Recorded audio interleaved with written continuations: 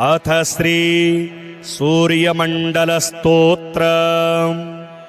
नमः सवित्रे जगदेकचक्षुषे जगतप्रसूतिस्थितिनाशहेतवे त्रयीमयाय त्रिगुणात्मधारिणे विरिञ्चिनारायण शङ्करात्मने।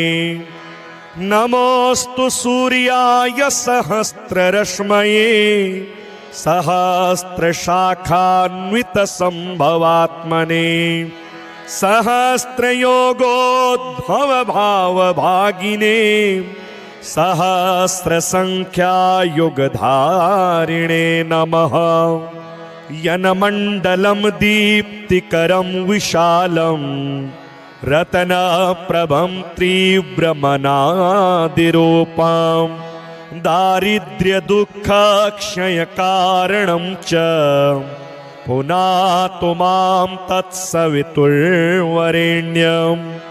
यन्मण्डलं देवगणैः सुपूजितं विप्रैः स्तुतं भावनमुक्तिकोविदं तं देवदेवं प्रणमामि सूर्यं पुनातु मां तत्सवितुर्वरेण्यं।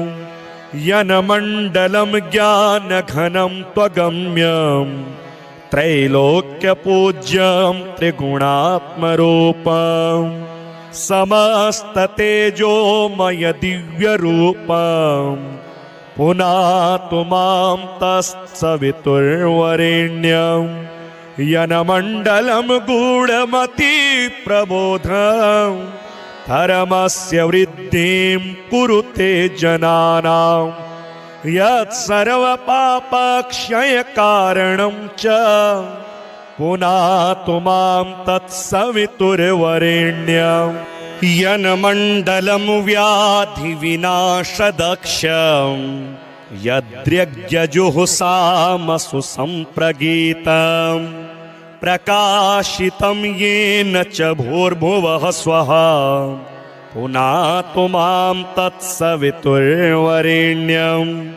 यन्मण्डलं वेदविदो वदन्ति गायन्ति यच्चारणसिद्धसङ्घाः यद्योगिनो योगजुषां च सङ्घः पुनातु मां तत्सवितुर्वरेण्यं।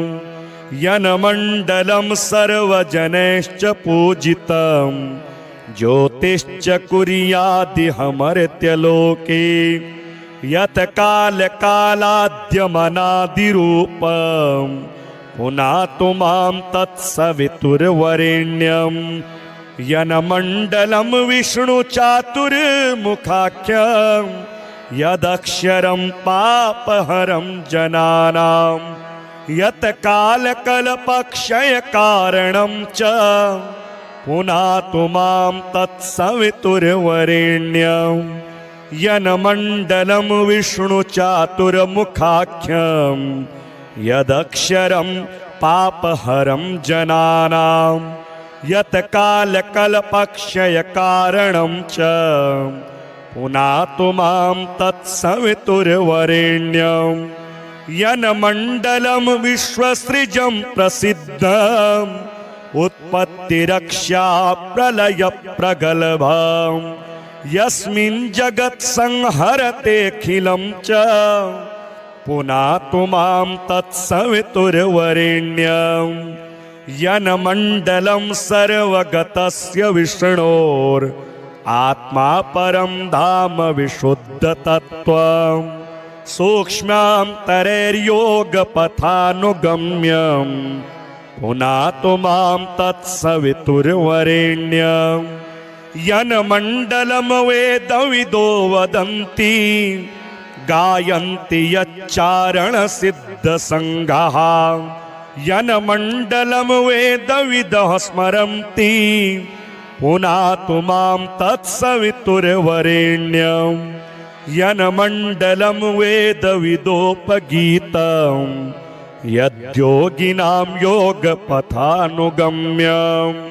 तत्सर्ववेद्यं प्रणमामि सूर्यं पुनातु मां तत्सवितुर्वरेण्यं सूर्यमण्डलसुस्तोत्रं यः पठेत् सततं नरः सर्वपापविशुद्धात्मा सूर्यलोके महीयते। नमः सवित्रे जगदेकचक्षुषे जगतप्रसूति स्थितिनाशहेतवे त्रयीमयाय त्रिगुणात्मधारिणे विरिञ्चिनारायण शङ्करात्मने।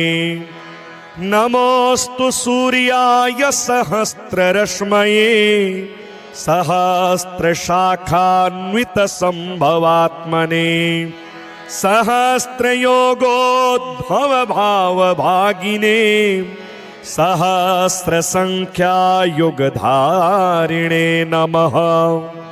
यन्मण्डलं दीप्तिकरं विशालं रत्नप्रभं तीव्रमनादिरूपं दारिद्र्यदुःखक्षयकारणं च पुनातु मां तत्सवितुर्वरेण्यं। यन्मण्डलं देवगणैः सुपूजितं विप्रैः स्तुतं भावनमुक्तिकोविदं तं देवदेवं प्रणमामि सूर्यं पुनातु मां तत्सवितुर्वरेण्यं। यन्मण्डलं ज्ञानघनं त्वगम्यं त्रैलोक्यपूज्यं त्रिगुणात्मरूपं समस्ततेजोमय दिव्यरूपं पुनातु मां तत्सवितुर्वरेण्यं। यन्मण्डलं गूढमतिप्रबोधं धर्मस्य वृद्धिं कुरुते जनानां यत्सर्वपापक्षयकारणं च पुनातु मां तत्सवितुर्वरेण्यं। यन्मण्डलं व्याधिविनाशदक्षं यद्यज्ञजुहुषामसु सम्प्रगीतं प्रकाशितं येन च भूर्भुवः स्वः पुनातु मां तत्सवितुर्वरेण्यं। यन्मण्डलं वेदविदो वदन्ति गायन्ति यच्चारणसिद्धसङ्घाः यद्योगिनो योगजुषां च सङ्घः पुनातु मां तत्सवितुर्वरेण्यं। यन्मण्डलं सर्वजनैश्च पूजितं ज्योतिश्च कुर्यादिहमर्त्यलोके यत् कालकालाद्यमनादिरूपं पुनातु मां तत्सवितुर्वरेण्यं। यन्मण्डलं विष्णुचातुर्मुखाख्यं यदक्षरं पापहरं जनानां यत् कालकल्पक्षयकारणं च पुनातु मां तत्सवितुर्वरेण्यं। यन्मण्डलं विष्णुचातुर्मुखाख्यं यदक्षरं पापहरं जनानां यत् कालकल्पक्षयकारणं च पुनातु मां तत्सवितुर्वरेण्यं।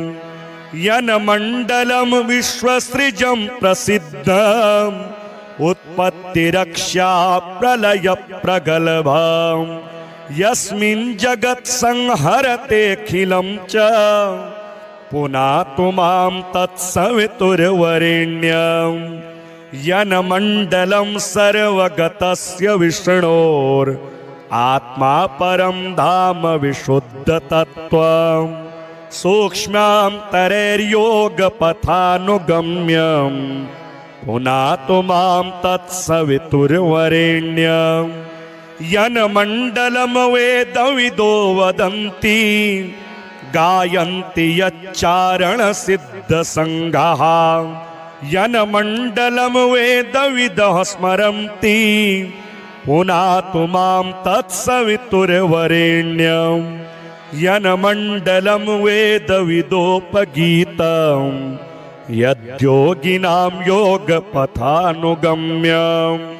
तत्सर्ववेद्यं प्रणमामि सूर्यं पुनातु मां तत्सवितुर्वरेण्यं सूर्यमण्डलसुस्तोत्रं यः पठेत् सततं नरः सर्वपापविशुद्धात्मा सूर्यलोके महीयते।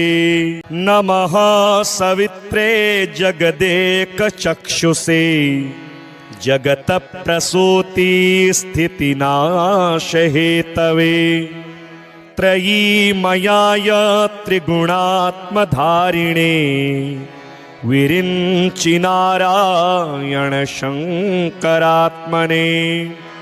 नमोऽस्तु सूर्याय सहस्ररश्मये सहस्रशाखान्वितसम्भवात्मने सहस्रयोगोद्भवभावभागिने सहस्रसङ्ख्यायुगधारिणे नमः।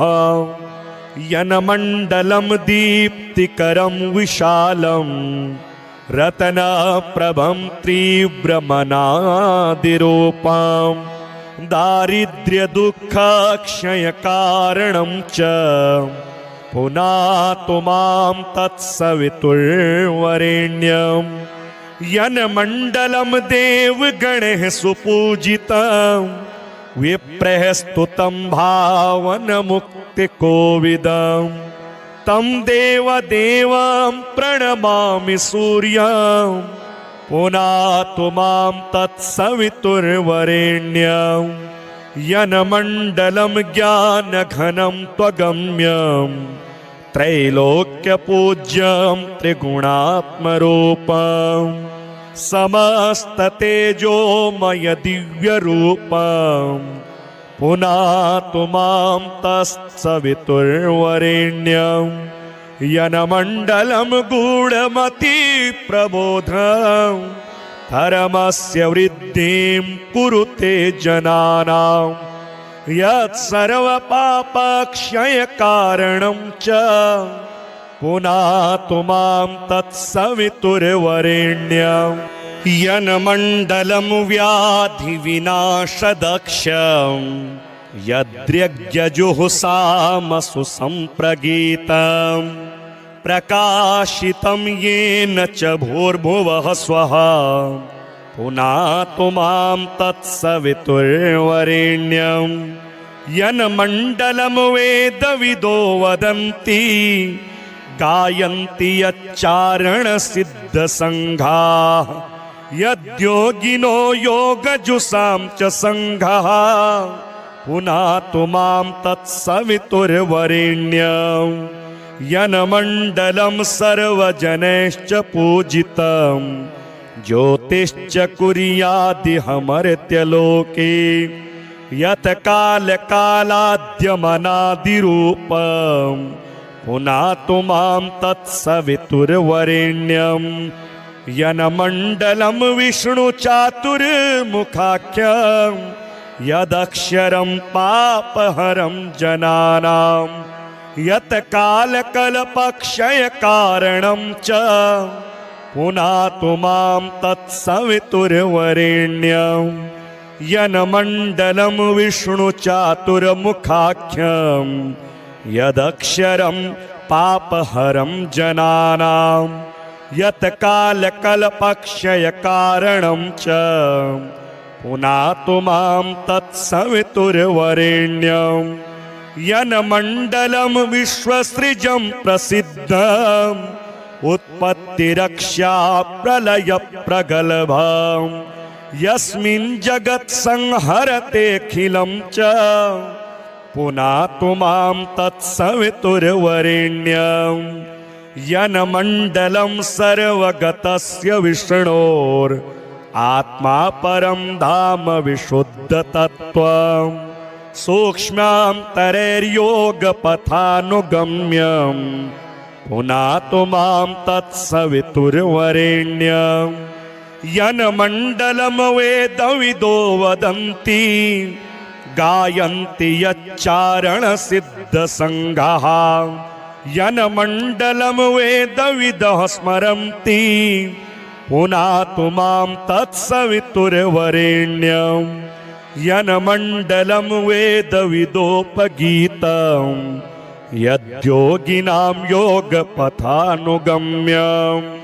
तत्सर्ववेद्यं प्रणमामि सूर्यं पुनातु मां तत्सवितुर्वरेण्यं सूर्यमण्डलसुस्तोत्रं यः पठेत् सततं नरः सर्वपापविशुद्धात्मा सूर्यलोके महीयते।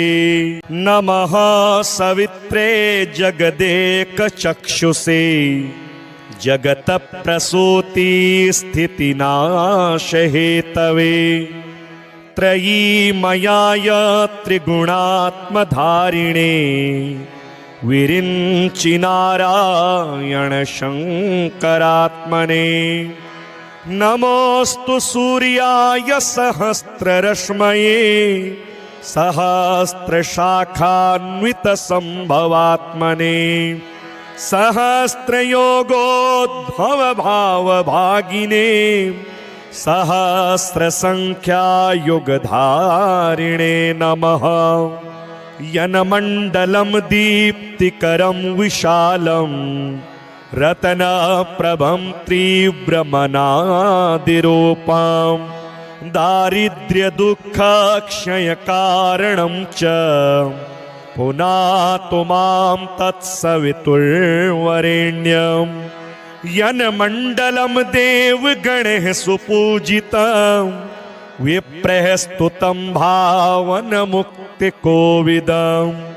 तं देवदेवं प्रणमामि सूर्यं पुनातु मां तत्सवितुर्वरेण्यं यन्मण्डलं ज्ञानघनं त्वगम्यं त्रैलोक्यपूज्यं त्रिगुणात्मरूपं समस्ततेजोमय दिव्यरूपं पुनातु मां तत्सवितुर्वरेण्यं यन्मण्डलं गूढमतिप्रबोधं धर्मस्य वृद्धिं कुरुते जनानां यत्सर्वपापक्षयकारणं च पुनातु मां तत्सवितुर्वरेण्यं यन्मण्डलं व्याधिविनाशदक्षं यद्यज्ञजुहुसामसु सम्प्रगीतं प्रकाशितं येन च भूर्भुवः स्वः पुनातु मां तत्सवितुर्वरेण्यं यन्मण्डलं वेदविदो वदन्ति गायन्ति यच्चारणसिद्धसङ्घाः यद्योगिनो योगजुषां च सङ्घः पुनातु मां तत्सवितुर्वरेण्यं यन्मण्डलं सर्वजनैश्च पूजितं ज्योतिश्च कुर्यादिहमर्त्यलोके यत् कालकालाद्यमनादिरूपं पुनातु मां तत्सवितुर्वरेण्यं यन्मण्डलं विष्णुचातुर्मुखाख्यं यदक्षरं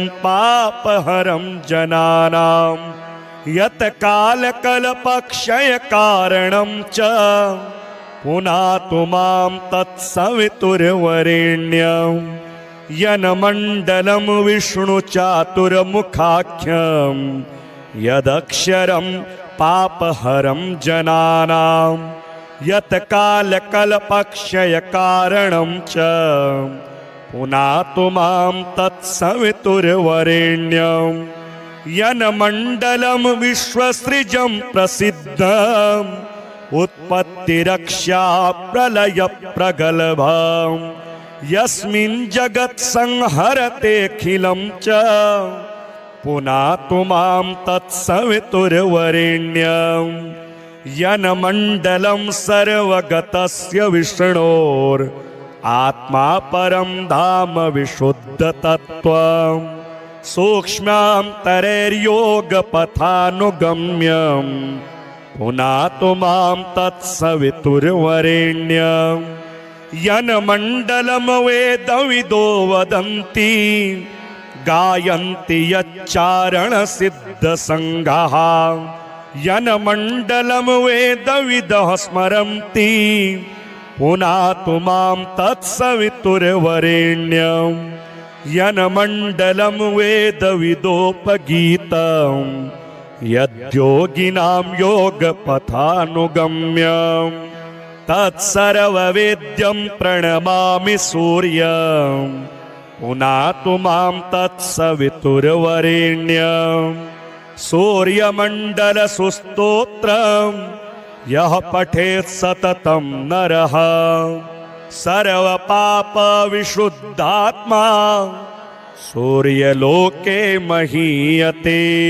नमः सवित्रे जगदेकचक्षुषे जगतप्रसूतिस्थितिनाशहेतवे त्रयीमयाय त्रिगुणात्मधारिणे विरिञ्चिनारायण शङ्करात्मने नमोऽस्तु सूर्याय सहस्ररश्मये सहस्रशाखान्वितसम्भवात्मने सहस्रयोगोद्भवभावभागिने सहस्रसङ्ख्यायुगधारिणे नमः यन्मण्डलं दीप्तिकरं विशालं रत्नप्रभं तीव्रमनादिरूपं दारिद्र्यदुःखक्षयकारणं च पुनातु मां तत्सवितुर्वरेण्यं यन्मण्डलं देवगणैः सुपूजितं विप्रैः स्तुतं भावनमुक्तिकोविदं तं देवदेवं प्रणमामि सूर्यं पुनातु मां तत्सवितुर्वरेण्यं यन्मण्डलं ज्ञानघनं त्वगम्यं त्रैलोक्यपूज्यं त्रिगुणात्मरूपं समस्ततेजोमय दिव्यरूपं पुनातु मां तत्सवितुर्वरेण्यं यन्मण्डलं गूढमतिप्रबोधं धर्मस्य वृद्धिं कुरुते जनानां यत्सर्वपापक्षयकारणं च पुनातु मां तत्सवितुर्वरेण्यं यन्मण्डलं व्याधिविनाशदक्षं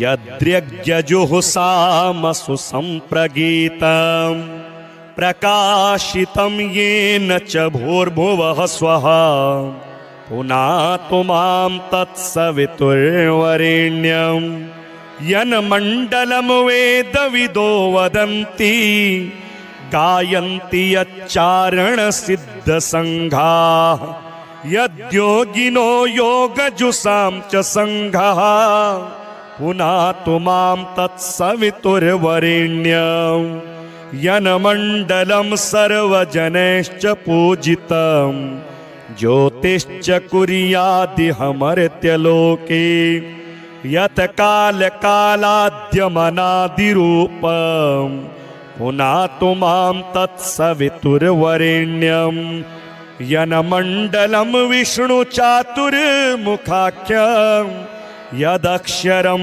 पापहरं जनानां यत् कालकल्पक्षयकारणं च पुनातु मां तत्सवितुर्वरेण्यं यन्मण्डलं विष्णुचातुर्मुखाख्यं यदक्षरं पापहरं जनानां यत् कालकल्पक्षयकारणं च पुनातु मां तत्सवितुर्वरेण्यं यन्मण्डलं विश्वसृजं प्रसिद्धम् उत्पत्तिरक्षा प्रलयप्रगल्भं यस्मिन् जगत् संहरतेऽखिलं च पुनातु मां तत्सवितुर्वरेण्यं यन्मण्डलं सर्वगतस्य विष्णोर् आत्मा परं धाम विशुद्धतत्त्वं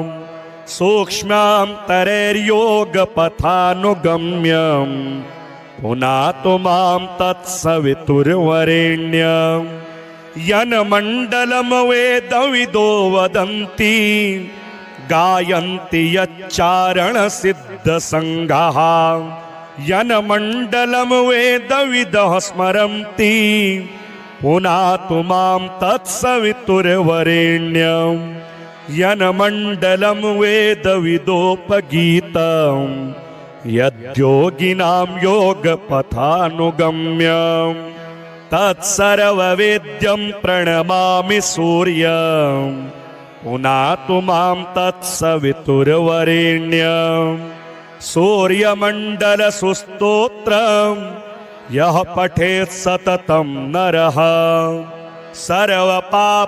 सर्वपापविशुद्धात्मा सूर्यलोके महीयते। नमः सवित्रे जगदेकचक्षुषे जगत्प्रसूति स्थितिनाशहेतवे त्रयीमयाय त्रिगुणात्मधारिणे विरिञ्चिनारायण शङ्करात्मने नमोऽस्तु सूर्याय सहस्ररश्मये सहस्रशाखान्वितसम्भवात्मने सहस्रयोगोद्भवभावभागिने सहस्रसङ्ख्यायुगधारिणे नमः यन्मण्डलं दीप्तिकरं विशालं रत्नप्रभं तीव्रमनादिरूपं दारिद्र्यदुःखक्षयकारणं च पुनातु मां तत्सवितुर्वरेण्यं यन्मण्डलं देवगणैः सुपूजितं विप्रैः स्तुतं भावनमुक्तिकोविदं तं देवदेवं प्रणमामि सूर्यं पुनातु मां तत्सवितुर्वरेण्यं यन्मण्डलं ज्ञानघनं त्वगम्यं त्रैलोक्यपूज्यं त्रिगुणात्मरूपं समस्ततेजोमय दिव्यरूपं पुनातु मां तत्सवितुर्वरेण्यं यन्मण्डलं गूढमतिप्रबोधं धर्मस्य वृद्धिं कुरुते जनानां यत्सर्वपापक्षयकारणं च पुनातु मां तत्सवितुर्वरेण्यं यन्मण्डलं व्याधिविनाशदक्षं यद्यज्ञजुहुसामसु सम्प्रगीतं प्रकाशितं येन च भूर्भुवः स्वः पुनातु मां तत्सवितुर्वरेण्यं यन्मण्डलं वेदविदो वदन्ति गायन्ति यच्चारणसिद्धसङ्घाः यद्योगिनो योगजुषां च सङ्घः पुनातु मां तत्सवितुर्वरेण्यं यन्मण्डलं सर्वजनैश्च पूजितं ज्योतिश्च कुर्यादिहमर्त्यलोके यत्कालकालाद्यमनादिरूपं पुनातु मां तत्सवितुर्वरेण्यं यन्मण्डलं विष्णुचातुर्मुखाख्यं यदक्षरं पापहरं जनानां यत्कालकल्पक्षयकारणं च पुनातु मां तत्सवितुर्वरेण्यं यन्मण्डलं विष्णुचातुर्मुखाख्यं यदक्षरं पापहरं जनानां यत्कालकल्पक्षयकारणं च पुनातु मां तत्सवितुर्वरेण्यं यन्मण्डलं विश्वसृजं प्रसिद्धम् उत्पत्तिरक्षा प्रलयप्रगल्भम् यस्मिन् जगत्संहरतेऽखिलं च पुनातु मां तत्सवितुर्वरेण्यम् यन्मण्डलं सर्वगतस्य विष्णोर् आत्मा परं धाम विशुद्धतत्त्वम् सूक्ष्मान्तरैर्योगपथानुगम्यम् पुनातु मां तत्सवितुर्वरेण्यम् यन्मण्डलं वेदविदो वदन्ति गायन्ति यच्चारणसिद्धसङ्घाः यन्मण्डलं वेदविदः स्मरन्ति पुनातु मां तत्सवितुर्वरेण्यम् यन्मण्डलं वेदविदोपगीतम् यद्योगिनां योगपथानुगम्यम्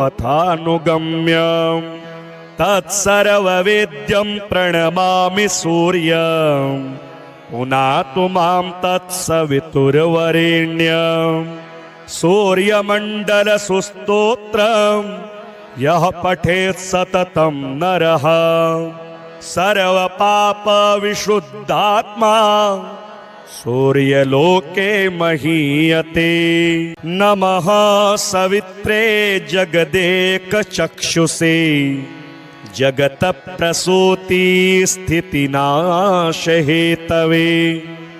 त्रयीमयाय त्रिगुणात्मधारिणे विरिञ्चि नारायण शङ्करात्मने नमोऽस्तु सूर्याय सहस्ररश्मये सहस्रशाखान्वितसम्भवात्मने सहस्रयोगोद्भवभावभागिने सहस्रसङ्ख्यायुगधारिणे नमः यन्मण्डलं दीप्तिकरं विशालम् रत्नप्रभं तीव्रमनादिरूपं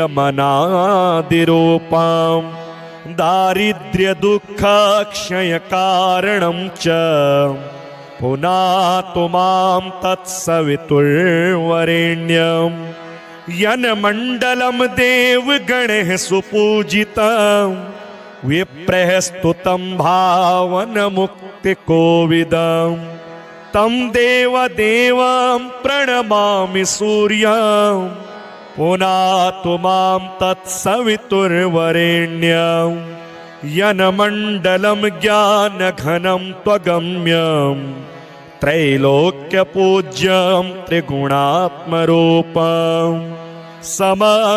समस्ततेजोमय दिव्यरूपं पुनातु मां तत्सवितुर्वरेण्यम् यन्मण्डलं गूढमतिप्रबोधं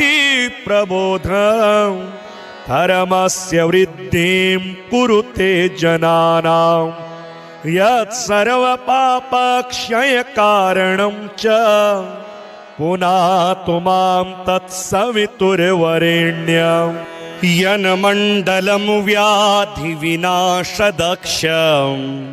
यद्यज्ञजुहुसामसु सम्प्रगीतं प्रकाशितं येन च भूर्भुवः स्वः पुनातु मां तत्सवितुर्वरेण्यम् यन्मण्डलं वेदविदो वदन्ति गायन्ति यच्चारणसिद्धसङ्घाः यद्योगिनो योगजुषां च सङ्घः पुनातु मां तत्सवितुर्वरेण्यम् यन्मण्डलं सर्वजनैश्च पूजितं ज्योतिश्च कुर्यादिहमर्त्यलोके यत् कालकालाद्यमनादिरूपं पुनातु मां तत्सवितुर्वरेण्यम् यन्मण्डलं विष्णुचातुर्मुखाख्यं यदक्षरं पापहरं जनानां यत् कालकल्पक्षयकारणं च पुनातु मां तत्सवितुर्वरेण्यम् यन्मण्डलं विष्णुचातुर्मुखाख्यं यदक्षरं पापहरं जनानां यत्कालकल्पक्षयकारणं च पुनातु मां तत्सवितुर्वरेण्यं यन्मण्डलं विश्वसृजं प्रसिद्धम् उत्पत्तिरक्षा प्रलयप्रगल्भं यस्मिन् जगत्संहरतेऽखिलं च पुनातु मां तत्सवितुर्वरेण्यं यन्मण्डलं सर्वगतस्य विष्णोर् आत्मा परं धाम विशुद्धतत्त्वं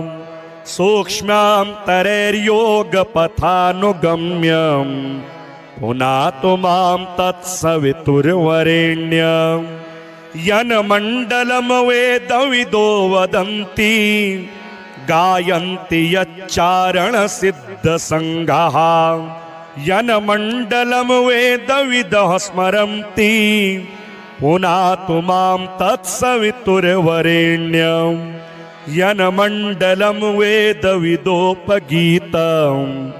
यद्योगिनां योगपथानुगम्यं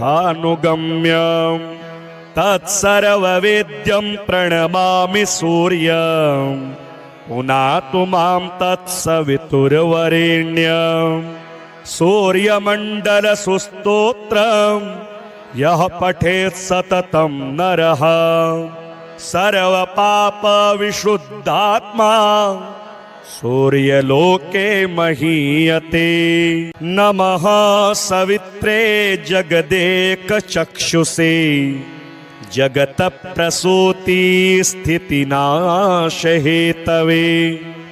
त्रयीमयाय त्रिगुणात्मधारिणे विरिञ्चि नारायण शङ्करात्मने नमोऽस्तु सूर्याय सहस्ररश्मये सहस्रशाखान्वितसम्भवात्मने सहस्रयोगोद्भवभावभागिने सहस्रसङ्ख्यायुगधारिणे नमः यन्मण्डलं दीप्तिकरं विशालं रत्नप्रभं तीव्रमनादिरूपं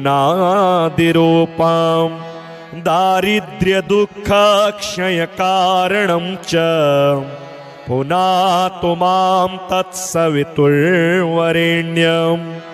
यन्मण्डलं देवगणैः सुपूजितं विप्रैः स्तुतं भावनमुक्तिकोविदं तं देवदेवं प्रणमामि सूर्यं पुनातु मां तत्सवितुर्वरेण्यं यन्मण्डलं ज्ञानघनं त्वगम्यं त्रैलोक्यपूज्यं त्रिगुणात्मरूपं समस्ततेजोमय दिव्यरूपं पुनातु मां तत्सवितुर्वरेण्यं यन्मण्डलं गूढमतिप्रबोधं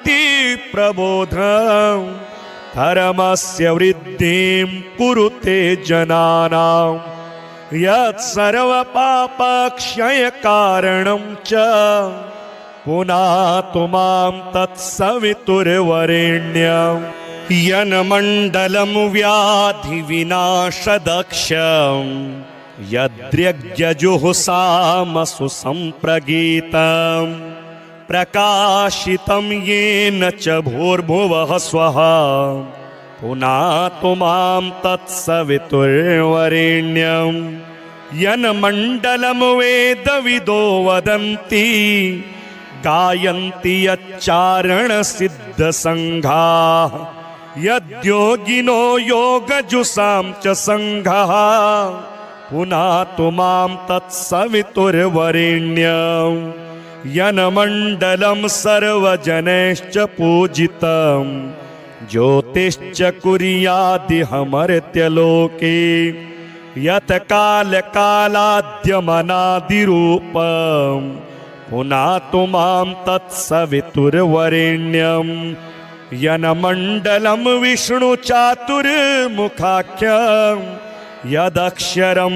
पापहरं जनानां यत् कालकल्पक्षयकारणं च पुनातु मां तत्सवितुर्वरेण्यं यन्मण्डलं विष्णुचातुर्मुखाख्यं यदक्षरं पापहरं जनानां यत् कालकल्पक्षयकारणं च पुनातु मां तत्सवितुर्वरेण्यं यन्मण्डलं विश्वसृजं प्रसिद्धम् उत्पत्तिरक्षा प्रलयप्रगल्भं यस्मिन् जगत्संहरतेऽखिलं च पुनातु मां तत्सवितुर्वरेण्यं यन्मण्डलं सर्वगतस्य विष्णोर् आत्मा परं धाम विशुद्धतत्त्वं सूक्ष्मान्तरैर्योगपथानुगम्यं पुनातु मां तत्सवितुर्वरेण्यं यन्मण्डलं वेदविदो वदन्ति गायन्ति यच्चारणसिद्धसङ्घाः यन्मण्डलं वेदविदः स्मरन्ति पुनातु मां तत्सवितुर्वरेण्यं यन्मण्डलं वेदविदोपगीतं यद्योगिनां योगपथानुगम्यं